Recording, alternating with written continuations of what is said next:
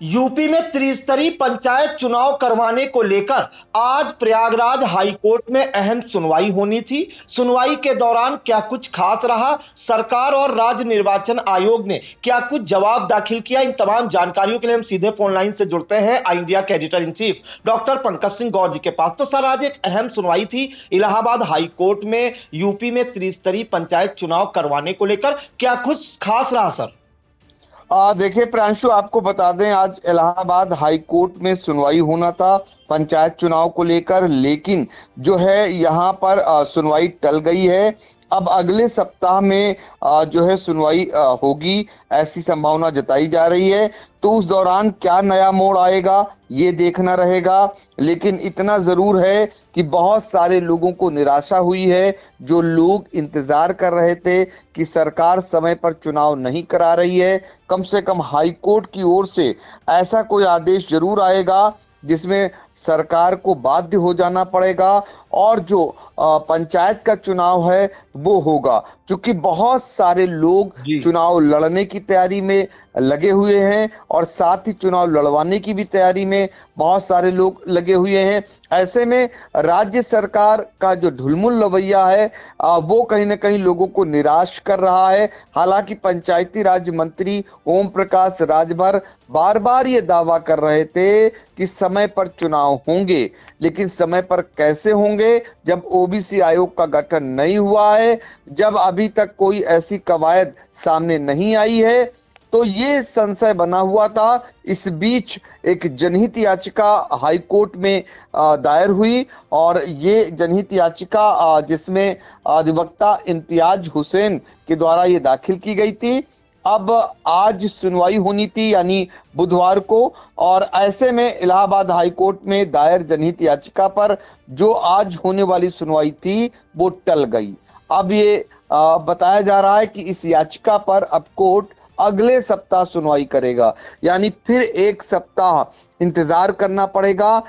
एक सप्ताह बाद जब कोर्ट सुनवाई करेगा तो उसमें क्या कुछ रहेगा ये तो आने वाला समय बताएगा। फिलहाल मामले की गंभीरता को देखते हुए हाई कोर्ट की खंडपीठ ने पिछली सुनवाई में राज्य निर्वाचन आयोग से विस्तृत जवाब मांगा था। याचिकाकर्ता का मुख्य तर्क है कि संविधान के अनुच्छेद 243 ई के अनुसार ग्राम पंचायतों का कार्यकाल उनकी पहली बैठक से 5 वर्ष तक ही होता है और उत्तर प्रदेश की वर्तमान पंचायतों का कार्यकाल 26 मई 2026 को समाप्त हो रहा है। ऐसे में संवैधानिक बाध्यता है कि कार्यकाल खत्म होने से पहले ही चुनाव करा लिए जाएं। तो संवैधानिक जो समय सीमा है वह याचिकाकर्ता ने दलील दी कि कार्यकाल किसी भी स्थिति में 5 साल से आगे नहीं बढ़ाया जा सकता है। ये दलील दी गई याचिकाकर्ता के द्वारा। आयोग की जो तैयारियां हैं वो भी बता देते हैं। राज्य निर्वाचन आयोग ने पूर्व में संकेत दिए थे कि वे चुनाव के लिए तैयार हैं, लेकिन अधिसूचना को लेकर राज्य सरकार का रुख अब तक पूरी तरह स्पष्ट नहीं है। आप सोचिए, राज्य निर्वाचन आयोग तो ये कह रहा था कि वो तैयार हैं, क्योंकि अधिसूचना जो है वो राज्य सरकार जारी करती है, तो उसका रुख अभी तक स्पष्ट नहीं है। अब जो प्रशासनिक पेच है वो भी समझ लीजिए। चर्चा है कि पिछड़ा वर्ग आयोग यानी ओबीसी कमीशन की ट्रिपल टेस्ट रिपोर्ट का और आरक्षण निर्धारण की प्रक्रिया में होने वाली देरी के कारण चुनावों के आगे खिसकने की संभावना जताई जा रही है। जैसा कि बताया आपको, 33% ओबीसी आरक्षण इसमें लागू होता है। तो वो जो ओबीसी आरक्षण है वो उसके लिए ट्रिपल टेस्ट की रिपोर्ट देनी रहती है और ये ओबीसी आयोग जो है इसका गठन होता है। करीब 3 माह तक ये रिपोर्ट लगाने की प्रक्रिया में इस आयोग का काम रहता है।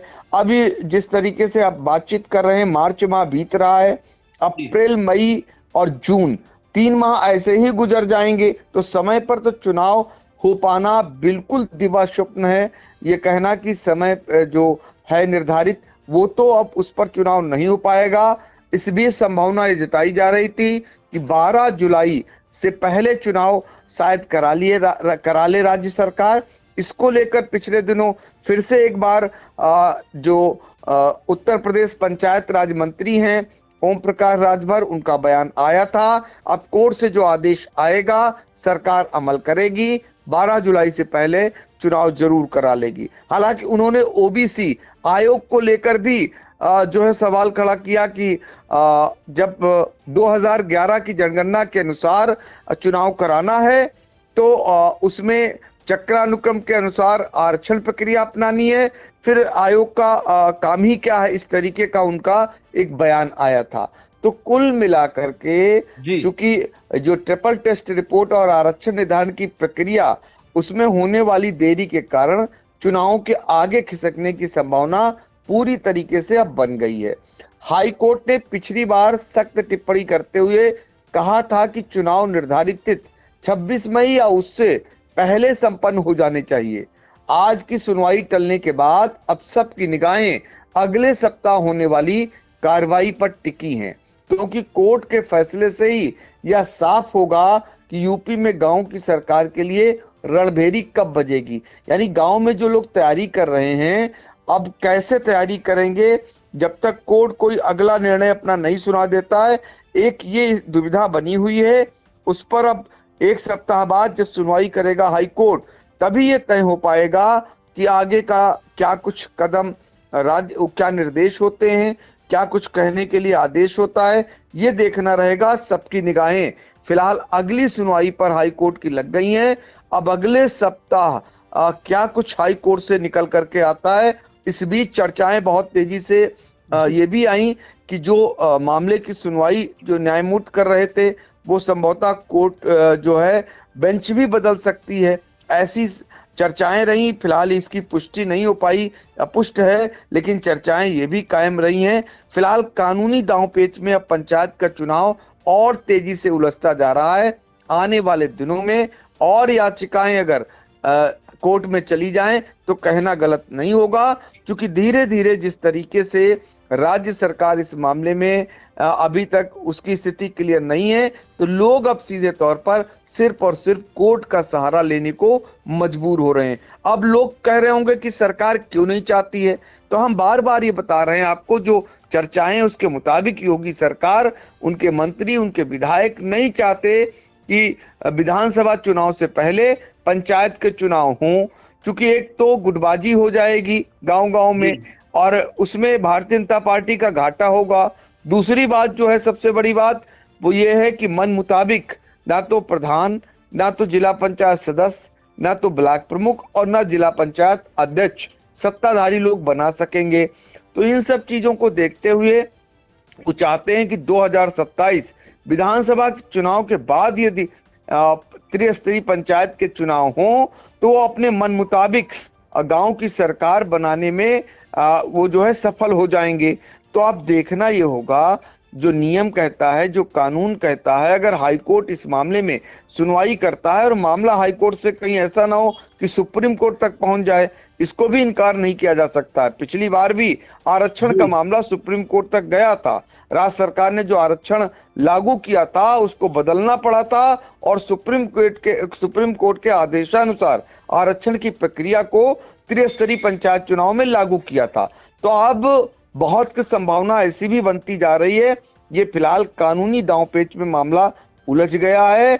ऐसे में लोगों की नजरें सिर्फ और सिर्फ कोर्ट की तरफ लगी हुई हैं। इस बीच अगर सरकार का कोई निर्णय आ जाए तो वो अलग बात है, लेकिन अब देखना होगा, अगर सरकार चाहती है तो ऐसा नहीं है कि कोर्ट ने कोई बाध्य कर रखा है, वो निर्णय कर भी सकती है। तो अब देखना होगा, अगर कोर्ट वास्तविक रूप से त्रिस्तरीय पंचायत चुनाव समय पर कराना चाहती है तो फिलहाल उसको तो कोई रोकने वाला नहीं है।